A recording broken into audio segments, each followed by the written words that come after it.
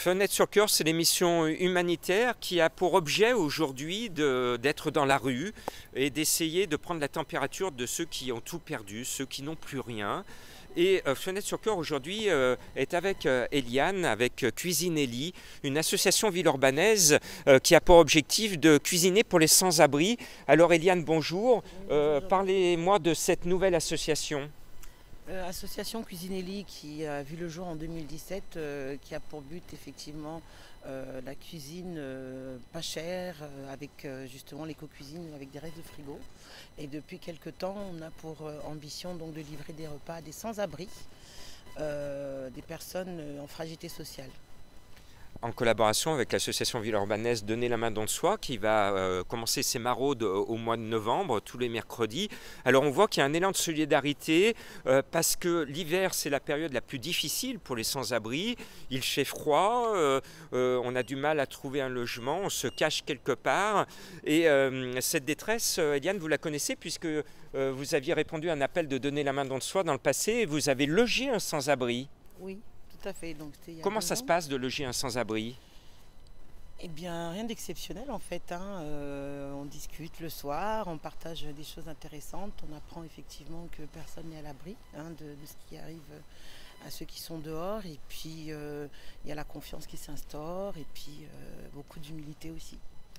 Et les familles d'accueil actuellement, depuis le Covid, eh bien, c'est difficile parce que les gens ont peur maintenant d'ouvrir leurs portes à quelqu'un qui est dans la rue et les familles d'accueil ont disparu malheureusement. Alors on espère qu'on va finir cet épisode de crise sanitaire et que les gens vont ouvrir leurs portes et leur cœur, n'est-ce pas Eliane? Tout à fait, parce que franchement c'est agréable, c'est rien de sorcier. La confiance s'instaure très vite et puis c'est des gens qui nous apportent beaucoup. En termes d'humilité et d'instruction. Comment on peut vous aider, Eliane? Alors, pour l'objectif de 50 repas par semaine en destination des sans-abri, on a besoin d'ustensiles de cuisine, des grands contenants, bien sûr d'argent pour pouvoir mener à bien le projet sur plusieurs mois. On est en autonomie sur 1 mois et demi, mais si ça peut se faire sur 3 mois, 6 mois, pourquoi pas. Et sur tous les contenants. Alors on va aller maintenant à la rencontre de Claude qui lui est sans-abri à Villeurbanne et il va nous expliquer un petit peu toutes les difficultés de vivre dehors, surtout en période hivernale. Voilà, bonjour Claude. Bonjour. Alors on se connaît, tu es à la rue à Villeurbanne. Oui, depuis 13 mois maintenant.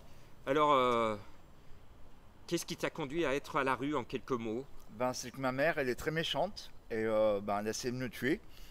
Et bon, je veux éviter d'en parler parce que ça éveille en moi de mauvais souvenirs. C'est des difficultés familiales que beaucoup de sans-abri connaissent. Oui, c'est souvent la perte du travail, la perte de son compagnon, de sa compagne, de ses enfants, de son appartement. Alors, les difficultés de vivre à la rue pour toi, qu'est-ce qui est dur? Déjà, c'est que pour aller aux toilettes, on se fait engueuler par tous les gens parce qu'on fait caca de partout, on fait pipi de partout, on ne peut pas se laver, on ne peut pas se soigner. Allez soigner des mycoses des pieds quand vous êtes à la rue. Allez soigner une crise d'hémorroïdes quand vous êtes à la rue. C'est compliqué. C'est très compliqué. Et les gens ne se rendent pas compte. Et tu m'as dit que tu es resté longtemps sans te laver, par exemple. Oui, 4 mois. 4 mois. 4 mois. J'avais l'entrecuisse tout brûlé. Alors l'hiver est encore plus difficile? Pour moi non, c'est plus facile l'hiver que l'été à cause de ma peau. Alors explique-moi la différence entre la partie hivernale et estivale. Qu'est-ce qui est le plus dur ou plus facile à vivre? En fait, l'été, ce qui est plus dur à vivre, c'est le fait de ne pas se laver. Au niveau d'entre mes cuisses, je suis tout brûlé, donc j'arrive même plus à marcher. L'hiver, c'est plus facile pour moi parce que déjà, les gens donnent beaucoup plus, aident beaucoup plus. Ils voient des gens dans le froid, ils ont pitié. Voilà. Alors justement, tu es le meilleur témoin de la solidarité, mais malheureusement de l'indifférence. Qu'est-ce qui est le plus dur à vivre? C'est l'indifférence, les gens qui passent sans te voir? Oui, parce qu'on rencontre quand même quelques gens gentils, notamment des personnes âgées, des gens qui ont un bon emploi, qui travaillent comme professeurs à l'université, qui sont gentils, qui viennent tous les jours discuter avec vous, vous donner quelques pièces, vous achetez des sandwichs à boire. Eh bien ces gens-là, ceux qui sont solidaires, on va aller les voir parce qu'il y a quelqu'un qui t'aime bien, qui te soutient. C'est notre ami Richard, qui est en situation de handicap et malgré tout, il t'aide et il aide les sans-abri et on a besoin de personnes solidaires. Je vous emmène à la rencontre de Richard. Ça marche. Allez, j'ai beaucoup de plaisir à aller voir les gens de solidarité, dont Richard. Bonjour Richard. Bonjour, Alors enchanté. Claude, vous le connaissez bien, il est à Ouais. Villeurbanne, il fait la Manche. Je le connais bien, ouais. Et le fait d'apporter un peu de chaleur humaine, hein, c'est ce que vous faites, vous lui dites bonjour. Bonjour, je discute, voilà. Comment vous vivez sa situation, parce que c'est difficile.